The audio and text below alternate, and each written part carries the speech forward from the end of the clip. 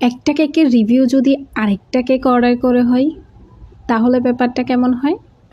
Hello everyone, আসসালামু আলাইকুম। কেমন আছেন সবাই? আশা করছি সবাই অনেক ভালো আছেন।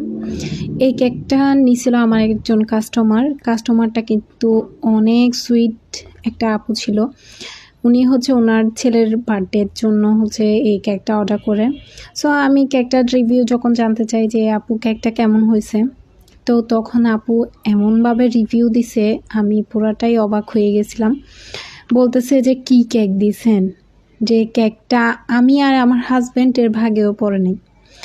কেকটা কাটার সাথে সাথে আমার ছেলেকে সবাই খাওয়াইছে, খাওয়ানোর পরে সবাই নিজ দায়িত্বে নিয়ে খেয়ে ফেলছে, আমাদের ভাগে একটুও রাখে নাই। মানে কেকটা এত মজা হয়েছে, এত মজা হয়েছে। সো যাই হোক, এরপরে রাত 12টার দিকে, সেদিন রাত 12টার দিকে এই কেকটা অর্ডার করছে।